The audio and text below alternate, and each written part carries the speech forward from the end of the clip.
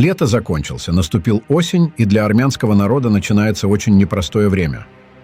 Давление с севера и востока усилится, создавая условия для провокаций на границе. Скорее всего, атака произойдет там, где находятся европейские наблюдатели, чтобы продемонстрировать бесполезность надежд на помощь Европы. Русские и азербайджанцы могут использовать это, чтобы подорвать веру в евронаблюдателей и усилить дестабилизацию внутри страны, что выгодно пророссийским силам. Нам предстоит пережить эту осень и до весны 2025 года, если мы хотим сохранить свою независимость и место в кругу цивилизованных стран. В ближайшее время нас могут ожидать серьезные испытания, от отключения газа и угроз на АЭС до полной блокировки торговли с Россией. Важно быть готовыми к любым вызовам. Я одно скажу. Мир с диктатурой невозможен, пока она не капитулирует перед нами или не установится демократия. Даже если мы подпишем мирный договор и вступим вместе с ними в НАТО, их поведение в политике останется таким же, как у стаи шакалов, которые будут продолжать нападать, пока их не остановишь решительными и окончательными мерами. В свете выборов у наших соседей я хочу высказать несколько мыслей. Диктаторы непредсказуемы во всех отношениях, включая внутреннюю политику, отношения с соседями и международные партнерства. Опыт показывает, что устойчивый мир и развитие общества достижимы лишь в условиях демократии, где защищены права человека и поддерживается политическая стабильность. Армения, укрепляя свою демократию, может оказывать влияние на политическую ситуацию в Азербайджане. Пример успешных демократических реформ в Армении может вдохновить азербайджанцев на стремление к подобным изменениям и к жизни в свободном обществе.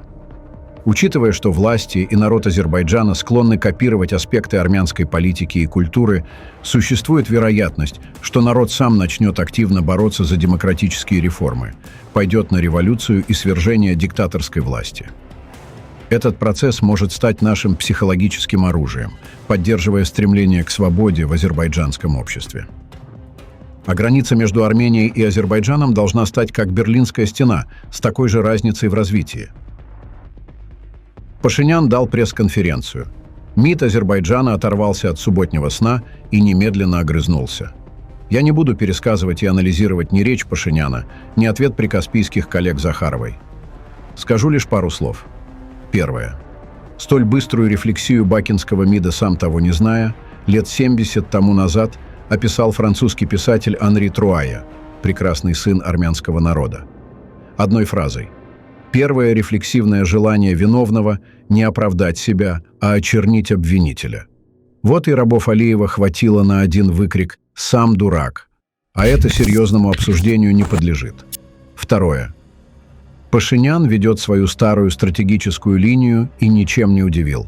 Конечно, многое из сказанного им предназначалось для ушей третьих стран. Миролюбие как тренд. Дело может и хорошее, но не работает, увы, в отношении диктатур, чей истеричный крик мы и услышали в течение часа после его выступления. Говорил мне однажды умный человек: «Бывает, друг мой, что мы по доброте душевной готовы простить и протянуть руку мира врагу, да только вот он давно уже сам себя оправдал и в нашем прощении не нуждается». Главный помощник Алиева по имени Хикмет Хаджиев позавчера проболтался и, по сути, выдал главное желание алиевского режима. Мол, договоренность по работе комиссии по делимитации следует рассматривать как достаточное основание для вывода миссии наблюдателей ЕС из Армении. Какой умный! Во-первых, решение пригласить наблюдателей ЕС – это суверенное право Армении, не зависящее от отношений с третьими странами. Так что привязка изначально безосновательна. Во-вторых, главная задача миссии ЕС – мониторинг ситуации в приграничных территориях Армении на предмет отсутствия нарушений. Иными словами, ЕС наблюдает за тем, соблюдается ли принцип нерушимости границ, а не за тем, проведена делимитация или нет. В-третьих, и это самое главное, алиевский режим априори недоговороспособен, и никакая делимитация не может быть стопроцентной гарантией отказа Баку от насильственных действий. А вот наличие наблюдателей ЕС как раз и является такой гарантией. Так что присутствие европейцев – это один из механизмов гарантии соблюдения территориальной целостности Армении, и процесс делимитации не влияет на цели работы миссии.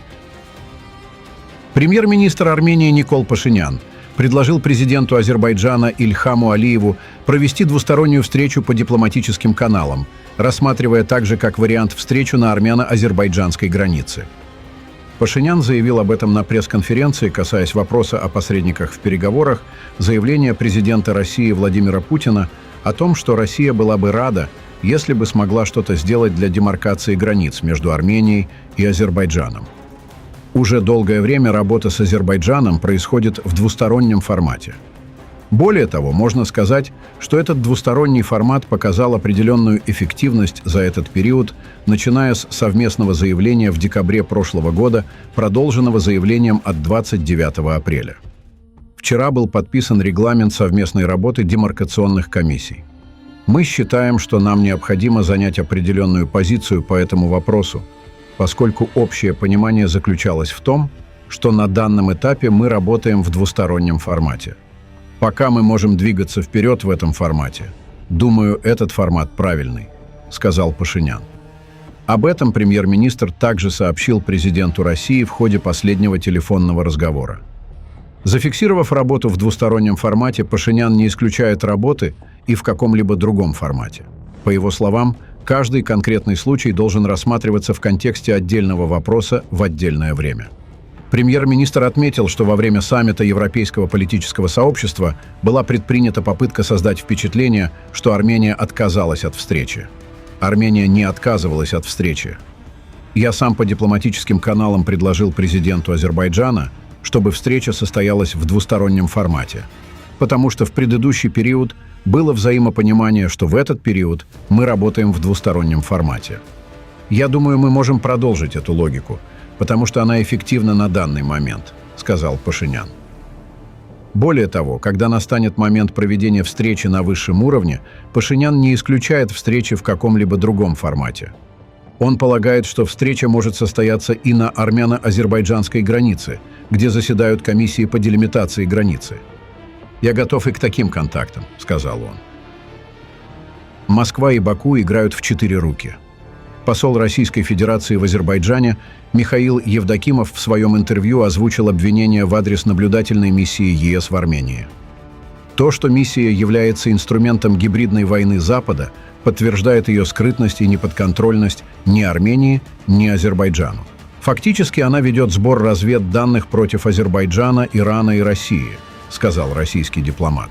Напомним, что миссия действует исключительно на территории Армении и проводит мониторинг с армянской стороны армяно-азербайджанской границы. Данные, которые можно разглядеть в бинокль, вряд ли представляют большую ценность. Примечательно, что сам Иран никаких претензий по поводу деятельности миссии Армении не высказывает. Очевидно, что миссии евронаблюдателей на сегодняшний день один из главных препятствий на пути развязывания очередной агрессии против Армении с целью довести до конца свои экспансионистские планы и положить конец армянской государственности. А что касается этого российского дипломата, то посоветую ему заниматься делами своей страны, а не совать свой длинный нос в чужие дела. Пишите ваше мнение в комментариях и подписывайтесь на наш канал, чтобы не пропустить самые важные новости региона и мира.